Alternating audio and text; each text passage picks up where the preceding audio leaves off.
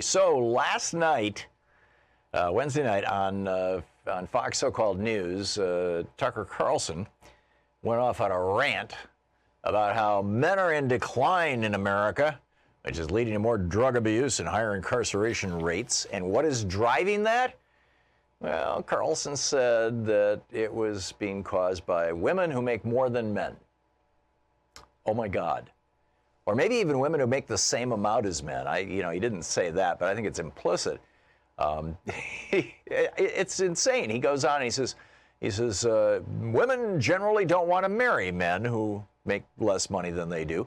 He says, over big populations, this causes a drop in marriage, a spike in out-of-wedlock births, and all the familiar disasters that inevitably follow. More drug and alcohol abuse, higher incarceration rate, fewer families formed in the next generation. Oh my God, paying women a decent wage is destroying America. Just ask Fox News.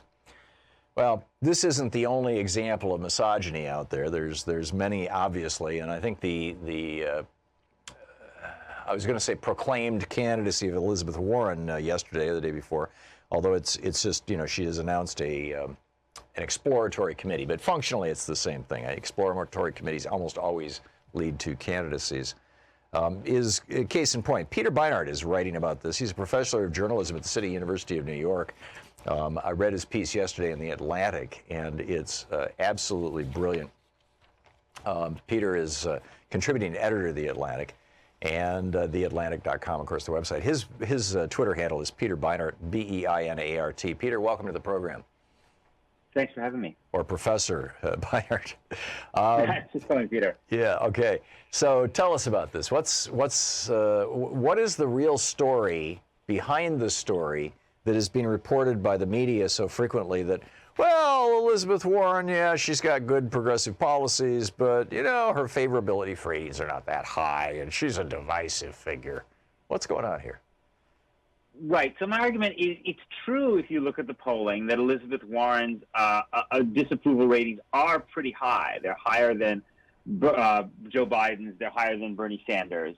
And so what happens, I think, when a lot of journalists write these stories is they note that, and then they kind of say, well, maybe it's because she has these progressive economic views, or maybe it's because of this Native American scandal thing.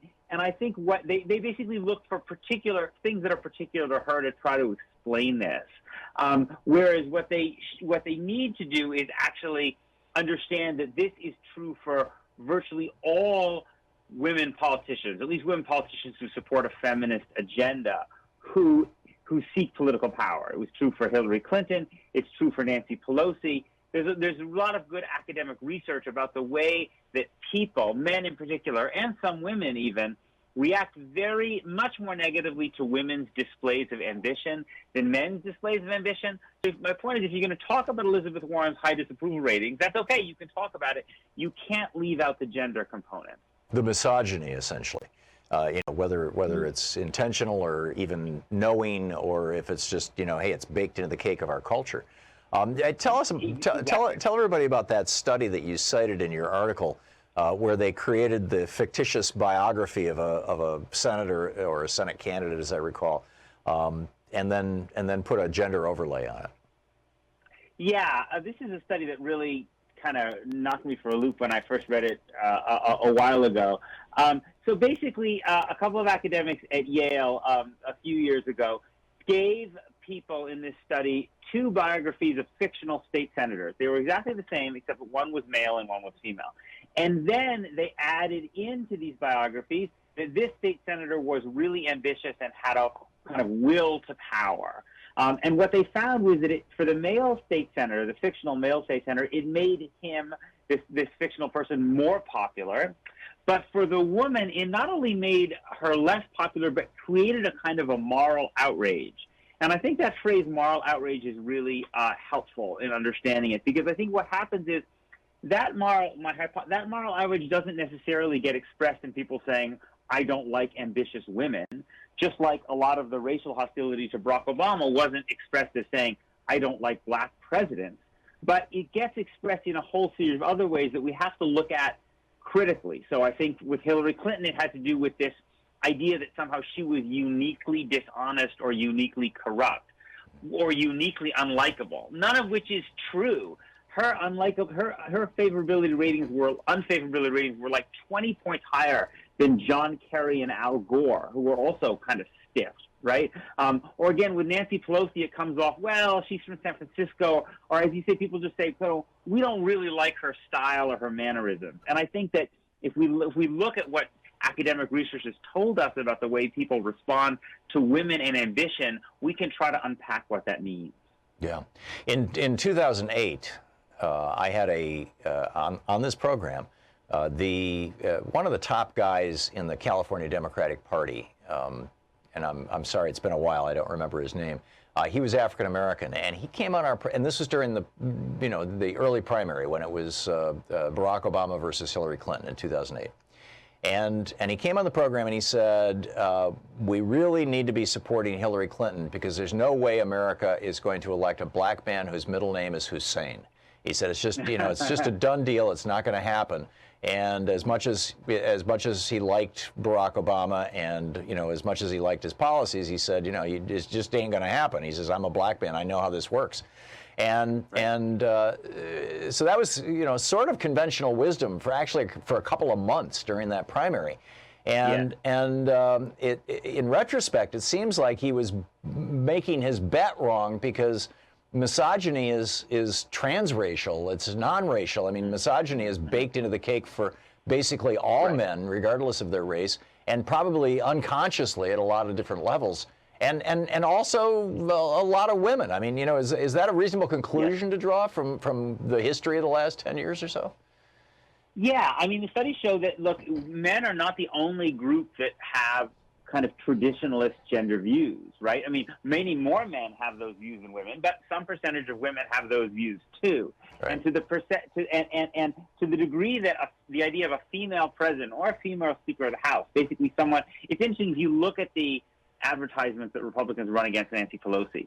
Often what the theme of the advertisements is that your local Democratic candidate or congressman who's a man is going to be under the control, bossed around, told what to do, under the foot of Nancy Pelosi. Right? And what this plays into is this anxiety about men being controlled by women being on top, which is exactly what Tucker Carlson is playing into, right? That seems unnatural, threatening, even to some women, although to many more men. And so I think that this is not to say that a woman couldn't be elected president. I mean, I think a woman still could be elected president, but the hurdles are very great, and we can't begin to actually, I think, overcome those hurdles unless we're really explicit about what's going on. And what's been really frustrating to me over the last few days is to see all of these people who I remember, with Hillary Clinton, it was like, no, it's just Hillary Clinton I don't like. It's just her, Now, lo and behold, so many of those people also find Elizabeth Warren off-putting. Right. What a coincidence. Yeah, and the solution to this is, broadly speaking, is for us to all start calling it out. We call out racism in our society, we call out homophobia in our society, but misogyny is only rarely called out. There was a discussion about this during the Hillary candidacy, but I mean, I think actually, given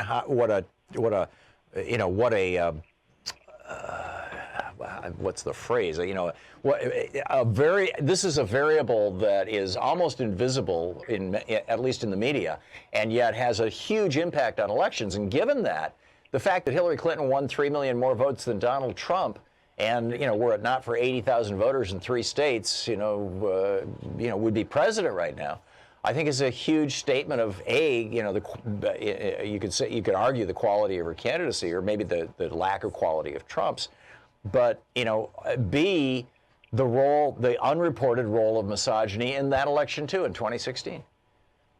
Yeah, I agree. Even I think we should have done it much more in 2016. We really need to grapple, I think, and reporters, journalists need to talk much more explicitly about, as you say, the way these things are baked in. The whole notion we have of what charisma looks like in a politician.